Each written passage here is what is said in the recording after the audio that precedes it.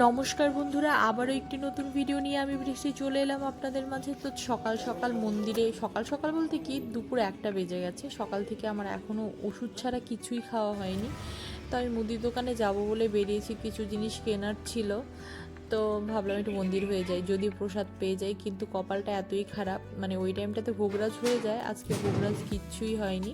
তো বাড়ি চলে এলাম, আমার শরীর ভীষণ খারাপ লাগছিল। আমি কী খাই ভাবতে ভাবতে ভাবলাম বাসি ভাত আছে, ওটা দিয়ে একটু ভাত ভাজি করে নিই। অনেকে এটাকে ফ্রাইড রাইসও বলে, আর এটা খেতে আমার ভীষণ ভালো লাগে। যদিও মশলাদার খাবার খাওয়া আমার একবারেই বারণ, কিন্তু আমার কিচ্ছু করার ছিল না। এটা ছিল, আমি কপ কপ করে এটাই খেয়ে নিলাম। ভীষণ ভীষণ খিদে পেয়ে গেছিলো, আর খেতে ভীষণই মজা হয়েছিল। তারপর খাওয়া দাওয়া কমপ্লিট করার পর আমি রান্নাঘরে ঢুকলাম। ঢুকে ভাবতে লাগলাম কি রান্না করব। তো ঝিঙে ছিল, ভাবলাম মেয়ে তো ঝিঙে দিয়ে ডিম দিয়ে খেতে ভীষণ পছন্দ করে। তো ঝিঙে না, সরি চিচিঙ্গা ভাজি করেছিলাম।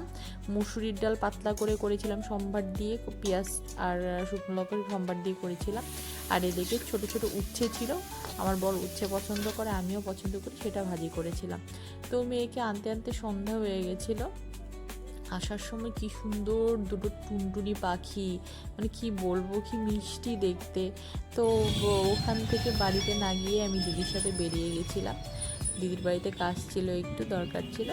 তো দিদির বাড়িতে টিফিন করে এসছি, তাই না আর রাত্রেবেলার খেতে ইচ্ছে করছিল না। তারপর আমার বর বললো একটু ডালিয়া সিদ্ধ করে নাও, ভালো লাগবে খেতে। তো আমি ডালিয়া সিদ্ধ করে নিয়েছি, ওটাই ঘি লঙ্কা মেখে খেয়ে নিয়েছি। যেহেতু পরের দিন আমার ব্লাড টেস্ট ছিল, রাতে আমার খেতেই হতো, না খাওয়ার কোনো উপায় নেই। সকাল সকাল এসেছে ব্লাড টেস্ট করতে, কি বলবো। 6:30টার দিকে ব্লাড টেস্ট করে যাওয়ার পর ওয়েদারটা এত সুন্দর হয়েছিল না, আর শালা কপাল কি বলবো। এই ভিডিওটা করতে করতেই মানে রোদ উঠে গেছে। তারপর বর বেরিয়ে যাওয়ার পর আজকে আমার হেনার ডেট ছিল, আমি তনুশ্রীদির বাড়ি চলে গেলাম।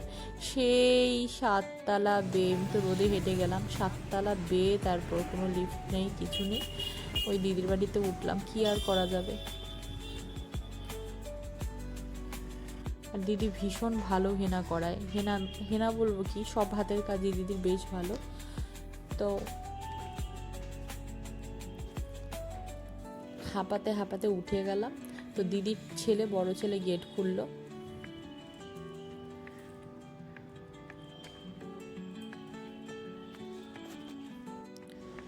এটা হচ্ছে দিদির সেই রুমটা, যে রুমটাতে দিদি হেনা করায়।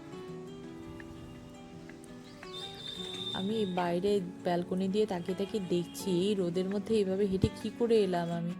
যাই হোক, হেনা করিয়ে মেয়ে এসে দেখি ঘুম থেকে উঠে গেছে, যেহেতু আমি সকাল সকাল গেছিলাম। এসে আমি ওকে একটু ফেনা ভাত করে দিলাম, যেহেতু আজকে আমার শাশুড়ির একাদশী ছিল, মেয়ে ফেনা ভাত খেয়েছিল।